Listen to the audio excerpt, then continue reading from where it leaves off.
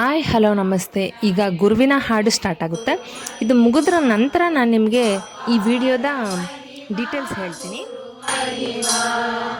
ತಾಯಿಯು ನೀನೇ ಗುರು ಮಹಿಮಾ, ತಂದೆಯು ನೀನೇ ಗುರು ಮಹಿಮಾ.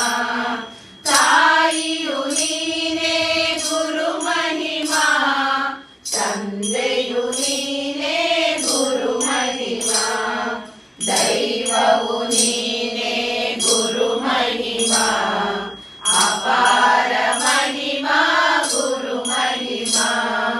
ದೈವವು ನೀನೇ ಗುರು ಮಹಿಮಾ, ಅಪಾರ ಮಹಿಮಾ ಗುರು ಮಹಿಮಾ. ಗುರು ಮಹಿಮಾ ಗುರು ಮಹಿಮಾ, ಅಪಾರ ಮಹಿಮಾ ಗುರು ಮಹಿಮಾ. ಗುರು ಮಹಿಮಾ ಗುರು ಮಹಿಮಾ, ಅಪಾರ ಮಹಿಮಾ ಗುರು ಮಹಿಮಾ. ಹ್ರೀಂ ಕ್ಲೀಂ ಚಾಮುಂಡಾಯ ವಿಚ್ಚೈ. ಓಂ ಐಂ ಹ್ರೀಂ ಕ್ಲೀಂ ಚಾಮುಂಡಾಯ ವಿಚ್ಚೈ. ಓಂ ಐಂ ಹ್ರೀಂ ಕ್ಲೀಂ ಚಾಮುಂಡಾಯ ವಿಚ್ಚೈ. ಓಂ ಐಂ ಹ್ರೀಂ ಕ್ಲೀಂ ಚಾಮುಂಡಾಯ ವಿಚ್ಚೈ. ಈಗ ನಾವು ಹೇಳ್ತಾ ಇರೋದು ದುರ್ಗಾ ಸಪ್ತಶತಿ ಪಾರಾಯಣ. ಫಸ್ಟು ದುರ್ಗೆಯ ಮಂತ್ರ ಬೀಜಾಕ್ಷರಗಳನ್ನ ಹೇಳಿಬಿಟ್ಟು ಇದನ್ನು ಸ್ಟಾರ್ಟ್ ಮಾಡಿರೋದು. ಆ ವಿಡಿಯೋ ನೀವು ಆಲ್ರೆಡಿ ಕೇಳಿಸ್ಕೊಂಡಿರ್ತೀರ ಹಿಂದೆನೇ. ಸೊ ಈಗೇನಪ್ಪ ಅಂದರೆ ನಾವು ಓದ್ತಾ ಇರೋದು ದುರ್ಗಾ ಸಪ್ತಶತಿ ಪಾರಾಯಣ ಅನ್ನೋದು ಗೊತ್ತಾಯಿತು. ಯಾವಾಗ ಓದ್ತಿರೋದು, ಯಾಕೆ ಓದ್ತಿರೋದು ಅಂತ ನಾನು ನಿಮ್ಗೆ ಹೇಳ್ತೀನಿ. ಸೊ ಇದು ಬಂದುಬಿಟ್ಟು ಹಿಂದೂ ಕ್ಯಾಲೆಂಡರ್ ಪ್ರಕಾರ ಅಂದರೆ ಫಾಲ್ಗುಣ ಮಾಸ ಆದಮೇಲೆ ಚೈತ್ರ ಮಾಸ ಸ್ಟಾರ್ಟ್ ಆಗುತ್ತೆ. ಚೈತ್ರ ಮಾಸ ಸ್ಟಾರ್ಟ್ ಆಗಿದ್ರೆ ಯುಗಾದಿ ಸ್ಟಾರ್ಟ್ ಆಯಿತು ಅಂತ ಹೇಳಿ. ಚೈತ್ರ ಮಾಸನೇ ಮೊದಲ ಮಾಸ ನಮ್ಮ ಹಿಂದೂಗಳಿಗೆ, ಇದಂತೂ ಗೊತ್ತಿರೋ ವಿಚಾರ ನಿಮಗೆ. ಈ ಯುಗಾದಿ ಸ್ಟಾರ್ಟ್ ಆದಾಗ ನವರಾತ್ರಿ ಕೂಡ ಸ್ಟಾರ್ಟ್ ಆಗುತ್ತೆ. ಕೆಲವು ಕಡೆ ಈ ನವರಾತ್ರಿನ ಸೆಲೆಬ್ರೇಟ್ ಮಾಡ್ತಾರೆ 9 ದಿನ. ಅಂದರೆ ಯುಗಾದಿಯಿಂದ ರಾಮನವಮಿವರೆಗೂ 9 ದಿನ ಆಗುತ್ತೆ. ಈ 9 ದಿನವೂ ನವರಾತ್ರಿ ಸ್ಟಾರ್ಟ್ ಆಗುತ್ತೆ. ಈ ಕರೆಕ್ಟಾಗಿ ರಾಮನವಮಿ ದಿನ 9ನೇ ದಿನ ಮುಗಿಯುತ್ತೆ. ಈ ವಿಷಯ ಇದೇನಪ್ಪ ಅಂದರೆ ಈ 9 ದಿನದಲ್ಲಿ ದುರ್ಗಾ ಸಪ್ತಶತಿ ಪಾರಾಯಣ ಮಾಡಿದ್ರೆ ತುಂಬ ಒಳ್ಳೆಯದು. ಅಂದರೆ ದೇವಿ ಆರಾಧನೆ ಮಾಡಿದ್ರೆ ಭಾಳ ಒಳ್ಳೆಯದು. ಯಾವುದಾದ್ರೂ ಆಗಿರ್ಬೋದು ದೇವಿದು. ಇವರು ದುರ್ಗಾ ಸಪ್ತಶತಿ ಇಟ್ಕೊಂಡಿದ್ರು. ಸೊ ನಾವು ಕೂಡ ಹೋಗಿ ಹೇಳ್ಬಿಟ್ಟು ಬಂದ್ವಿ. ಖುಷಿ ಆಯಿತು, ಚೆನ್ನಾಗಿತ್ತು. ಕೆಲವೊಂದು ಟಫೆಸ್ಟ್ ಇರ್ತಾವಲ್ಲ, ಅವನ್ನ ಕಲಿತಾಗ ಭಾಳ ಖುಷಿ ಆಗುತ್ತೆ. ಯಾಕೆ ಅಂದರೆ ಏನೋ ಒಂದು ಕಲ್ತ್ವಿ ಅನ್ನೋ ಸಮಾಧಾನ ಇರುತ್ತೆ. ಸೊ ಹಾಗಾಗಿ ನಿಮಗೂ ಯಾವುದಾದ್ರೂ ಕಡೆ ಅನುಕೂಲ ಆದರೆ ದಯಮಾಡಿ ಕಲೀರಿ.